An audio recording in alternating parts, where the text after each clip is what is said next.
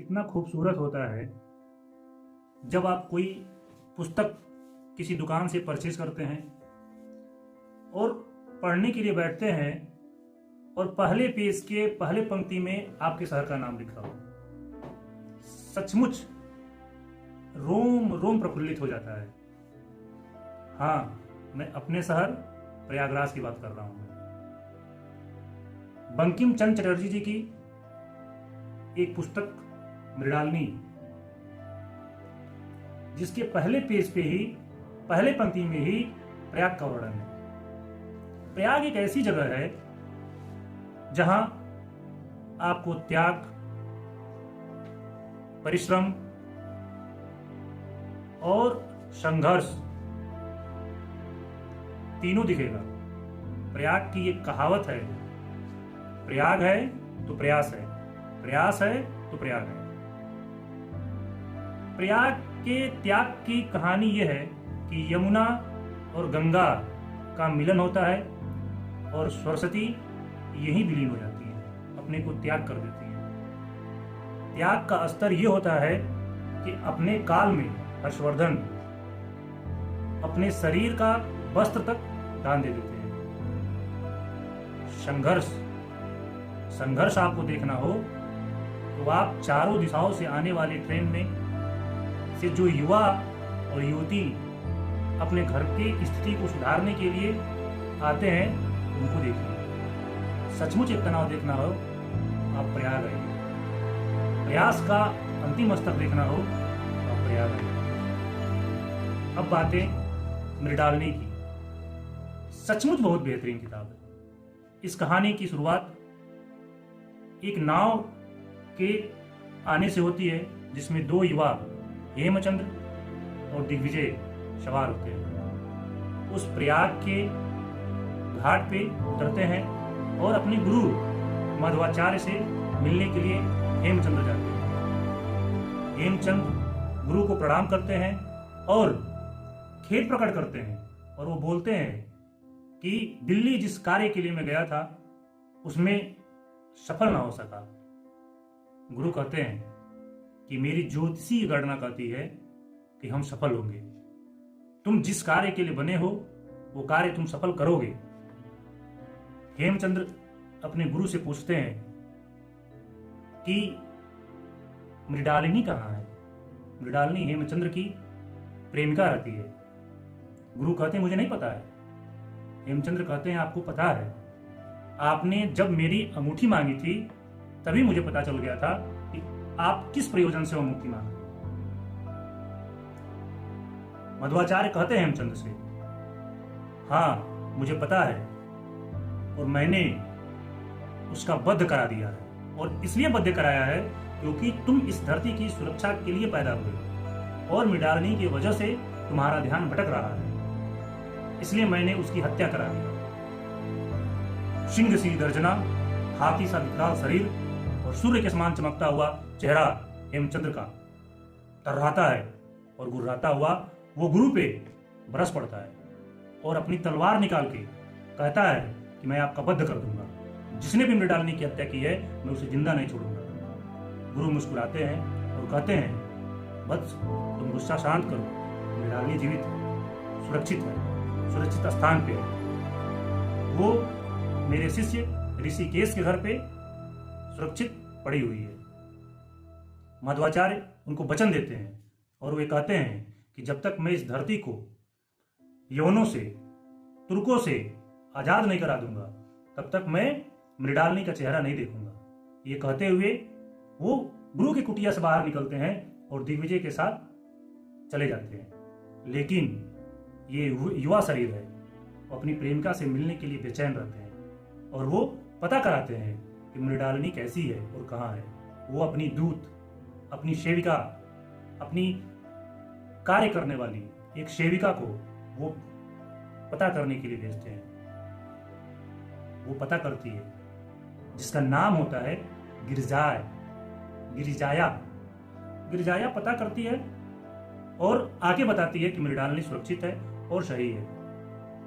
हेमचंद्र करीबी होते हैं लेकिन वो गिरिजाया से मिलने नहीं जाते हैं, मृणालिनी से मिलने नहीं जाते हैं। वो गिरिजाया के हाथों से एक पत्र भिजवाते हैं, जो पत्र वाकई में बंकिम चंद्र चटर्जी जी ने क्या मार्मिक पत्र लिखा है इसमें, वो पत्र मैं आपके लिए छोड़ देता हूं। गिरिजाया पत्र ले जाके देती है। गिरिजाया के हाथों वो पत्र भिजवाने के लिए कहती है मृणालिनी कि मेरा भी पत्र ले जाके हेमचंद्र को दे देना, लेकिन वो कहती है कि नहीं मैं दे पाऊंगी, क्योंकि हेमचंद्र नवद्वीप चले गए हैं।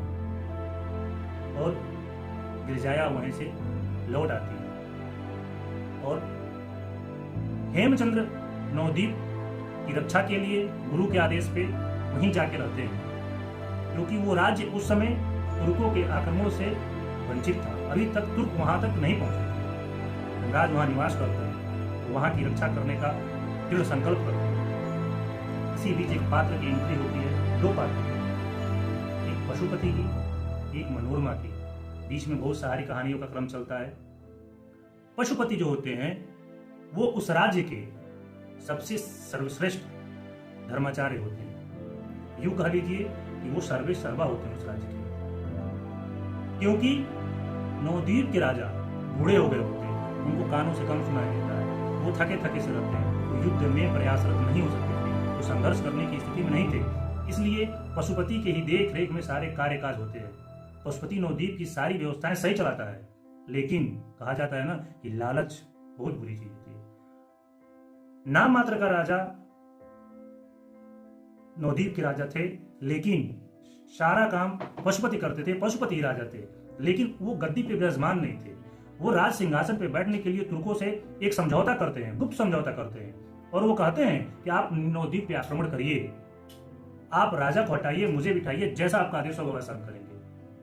ये बात, ये मीटिंग मनोरमा सुन लेती है और मनोरमा जाके हेमचंद्र से बताती है। हेमचंद्र को ये पहले से भी आभास हो चुका था कि तुर्कों की निगाह नवद्वीप पे इस समय है, वो कभी भी इस पे आक्रमण कर सकते हैं। मनोरमा की बताई गई खुफिया सूचनों से वो पक्का यकीन कर लेते हैं और युद्ध की तैयारी करते हैं। जैसा पशुपति का प्लान था वैसा ही होता है, लेकिन तुर्क तो तुर्क होते हैं, वो तब भी बेईमान थे और अभी भी बेईमान। वो पशुपति के कहे हुए वादों को तोड़ते हैं और उन्हें एक कमरे में बंद कर देते हैं, उन्हीं के महल में बंद कर देते हैं। पूरे राज्य में तहस नहस करते हैं, हेमचंद्र लड़ते हैं, उनके साथ के योद्धा लड़ते हैं, लेकिन तुर्कों के आगे वो सफलता नहीं मिलती है जो हेमचंद्र को मिलनी चाहिए थी। लाशें से पटी रहती हैं, बहुत ही बुरा बर्ताव होता है उस राज्य में।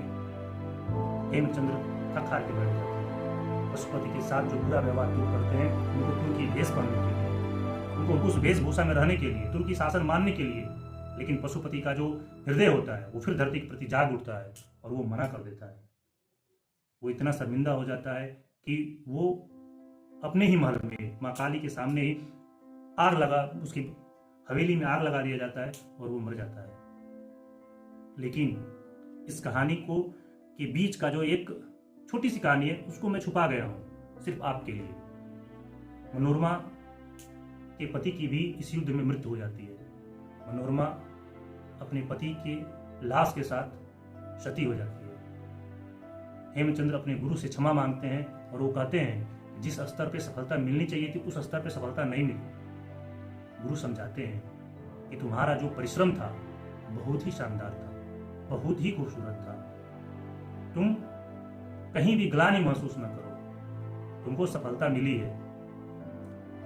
वो हेमचंद्र को दक्षिण दिशा की तरफ एक नए राज्य की स्थापना के लिए भेजते हैं और एक नए राज्य की स्थापना की जाती है, जिसमें मृणालिनी उस राज्य की राजरानी बनती है, गिरिजाया उनकी दासी बनती है और दिग्विजय और हेमचंद्र, जिसका दोनों का चोली और दामन का साथ रहता है, वो मंत्री बनता है। हाँ, इसमें जरूर एक काम होता है, गिरिजाया और दिग्विजय की शादी करा दी जाती है। पूरी कहानी में दिग्विजय और गिरिजाया में कहीं एक मिनट भी कहा जाता है प्रेम नहीं दिखाई देता है। लड़ते झगड़ते एक दूसरे को कटाक्ष करते रहते हैं, लेकिन शादी हो जाती है।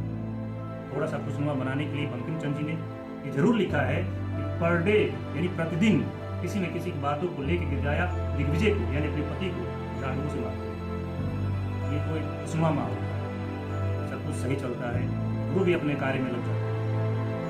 कहानी बहुत ही खूबसूरत है। आप इस किताब को मंगाइए और पढ़िए। बहुत ही सस्ती किताब है। आप इस किताब को जरूर पढ़िए। एक प्रेम, एक देशभक्ति और बंकिम चंद्र चटर्जी जी की सुंदर, बेहतरीन और कसावट के साथ लिखी गई किताब मृणालिनी आपको पढ़नी चाहिए। इसी के साथ मैं अपनी वाणी को विराम दे रहा हूँ, अपनी बातें खत्म कर रहा हूँ। बस आपसे एक निवेदन है कि प्लीज़ मेरे चैनल को सब्सक्राइब करिए।